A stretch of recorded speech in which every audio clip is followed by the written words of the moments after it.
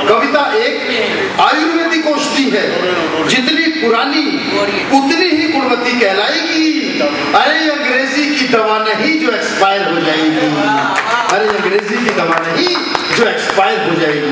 और कविता के बारे में कहना चाहता हूँ, क्या गजब है एक गजनवी पीर कविता बन गई, क्या गजब है एक गजनवी पीर कविता बन गई।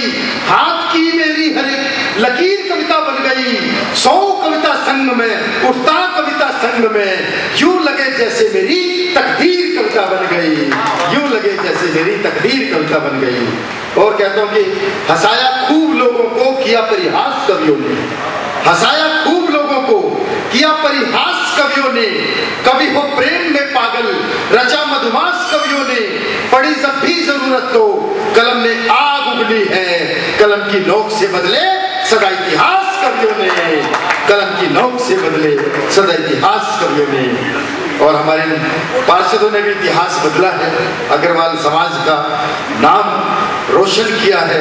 अभी हम उनका अभिनंदन करेंगे, वंदन करेंगे, लेकिन तब तक हम हंसी की ठहाकों की बात करते हैं। मित्रों 2 पंक्तियों का मजा लीजिएगा कि मैं अपने मकान मालिक से बोला, राजेश जी मैं अपने मकान मालिक से बोला, एक दिन लोग कहा करेंगे कि तुम्हारे मकान में एक बड़ा कवि रसिक गुप्ता रहता था, गुरु उस दिन तो पूरे मोहल्ले में छा जाएगा।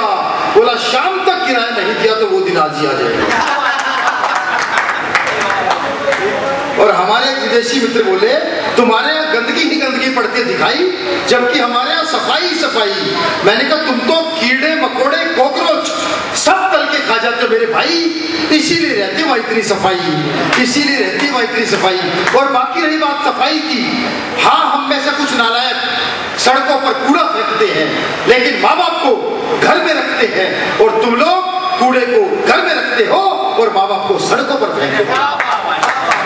ये तुम्हारी संस्कृति में और हमारी संस्कृति में अंतर है। और जब से स्वच्छ भारत अभियान की स्थापना हुई है, हमारे देश में काफी परिवर्तन आया है। मैं तो अभी आ रहा था तो रास्ते में एक जगह मैंने कूड़ा पड़ा देखा, मैंने उठा के डस्टबिन में डाल दिया। 2 आदमी खड़े थे, ताली बजाने लगे, दिल को बड़ा अच्छा लगा। बाद में पता चला वो तो साले तंबाकू कूट रहे थे।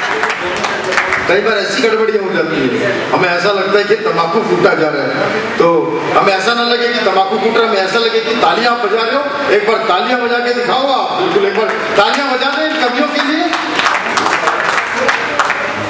तो मित्रों हम तो देखो उसकी बात कर रहे थे, बड़ी लंबी लंबी छोड़ते, कवियों का काम ही लंबी लंबी छोड़ने का होता है। वो एक कवि को बहुत लंबी छोड़ने की आदत थी, मैंने कहा भैया बहुत लंबी छोड़ता, थोड़ी कम छोड़ा कर। बोला रसिक भाई मुझे पता ही नहीं चलता मैंने कितनी लंबी छोड़ दी।